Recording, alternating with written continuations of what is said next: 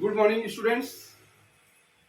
आज हम लोग बीएससी सेकंड ईयर के यूनिट 2 में लाप्लास ट्रांसफॉर्म को देखेंगे कि हम लाप्लास ट्रांसफॉर्म की सहायता से कैसे किसी भी डिफरेंशियल इक्वेशन या फिर इंटीग्रल इक्वेशन का हम लोग सॉल्व निकालते हैं लाप्लास ट्रांसफॉर्म के माध्यम से।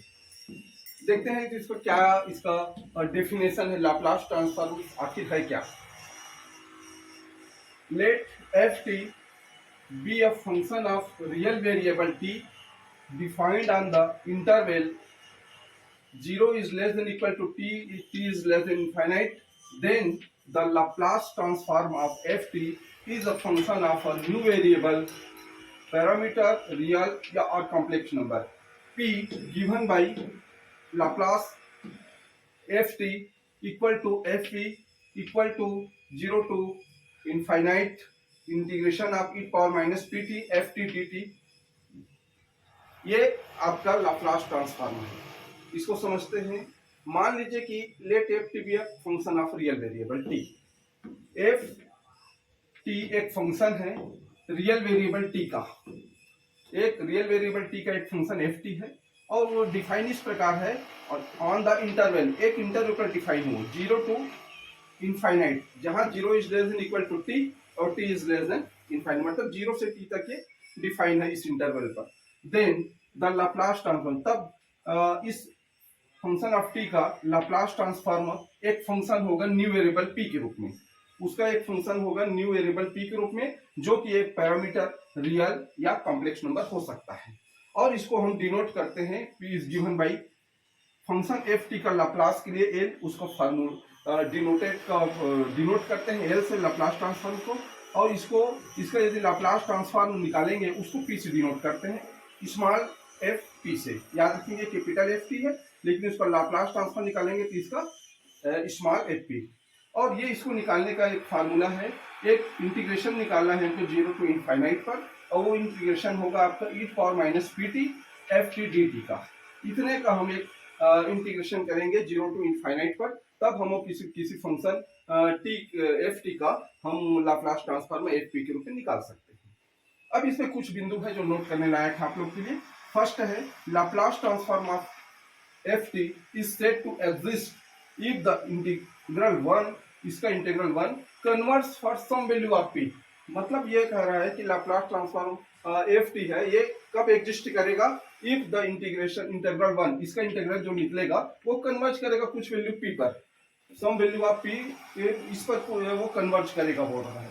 Otherwise it does not exist, यदि वो कन्वर्ज नहीं कर रहा है सम वैल्यू पी पर, तो फिर वो एग्जिस्ट नहीं करेगा लाप्लास ट्रांसफॉर्म। दूसरा बोल रहा है the operator L is called Laplace transform operator. इस एल को हम लाप्लास ट्रांसफॉर्म ऑपरेटर कहते हैं।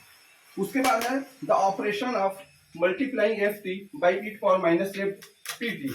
एफ टी और ई पावर माइनस पी टी का जो मल्टीप्लीकेशन होगा और फिर उसका इंटीग्रेशन 0 टू इनफाइनाइट पर होगा, मतलब ये वाला जो कार्य करेंगे वो कहलाएगा लाप्लास ट्रांसफॉर्मेशन। याद रखेंगे ये पूरा जो फंक्शन है वो लाप्लास ट्रांसफॉर्मेशन कहलाता है। उसके बाद है नोटेशन, इसको कैसे हम व्यक्त करते हैं। इसमें है फंक्शन, इसका कोई फंक्शन दिया है तो उसको हम डिनोट करते हैं capital F T, capital G, capital H. इसका जो फंक्शन है उसको हम हमेशा कैपिटल लेटर में हम डिनोट करते हैं। और यहाँ पर देख रहे हैं टी का कोई फंक्शन है एफ, या टी का कोई फंक्शन है कैपिटल जी, टी का कोई फंक्शन है कैपिटल एच, तो इसको हम फंक्शन को हमेशा कैपिटल लेटर से डिनोट करते हैं। उसके बाद है एंड देयर लाप्लास ट्रांसफॉर्म, और इसका लाप्लास ट्रांसफॉर्म निकालेंगे तो उसको डिनोट करते हैं इसी का, ये कैपिटल एफ है, इसका स्मॉल एफ हो जाएगा। और ये टी का जो लाप्लास ट्रांसफॉर्म है हम जानते हैं उसको पी के रूप में डिनोट करते हैं, तो एक पी हो जाएगा। इसी प्रकार जी का निकालेंगे तो स्मॉल जी और पी हो जाएगा। इसी प्रकार यदि एच के निकालेंगे तो स्मॉल एच और पी होगा। तो ये लाप्लास ट्रांसफॉर्म को हम स्मॉल लेटर से डिनोट करते हैं, और ये जो टी फंक्शन है वो यहाँ पर लाप्लास ट्रांसफॉर्म के रूप में पी के रूप में व्यक्त करते हैं। अब इसके बाद एक महत्वपूर्ण थ्योरम है जिसको हम लीनियरिटी ट्रांसफॉर्मेशन कहते हैं। याद रखेंगे ये थ्योरम बहुत इंपॉर्टेंट है।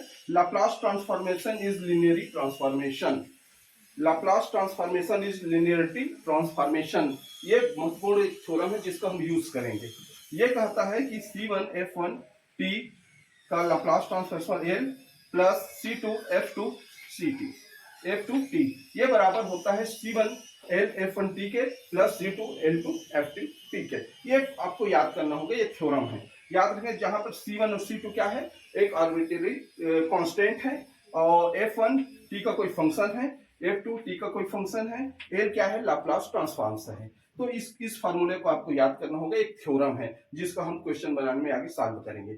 इस प्रकार एक छोटा सा परिचय था, डेफिनेशन था लाप्लास ट्रांसफॉर्म आखिर होता क्या है। इसके बाद हम इसके विभिन्न फार्मूले हैं उसको देखेंगे कि कितने प्रकार से उसका ट्रांसफॉर्म्स है, एफ टी कितने रूप से बदल सकता है, यदि टी 1 हो, यदि T E power A T हो, या टी पावर एन हो, या टी कोई एक्सपोनेंशियल फॉर्म में हो, तो इसका लाप्लास ट्रांसफॉर्म का एक निश्चित रूप आता है उसको सॉल्व करने पर, जिसको हमको याद करना होता है, उसको हम अगले लेक्चर में देखेंगे। इस प्रकार लाप्लास ट्रांसफॉर्म का एक छोटा सा वीडियो लेक्चर डेफिनेशन के ऊपर मैंने बनाया है, तो आप इसे जरूर देखिए, और पसंद आए तो जरूर लाइक कीजिए, शेयर कीजिए, सब्सक्राइब करना ना भूलें।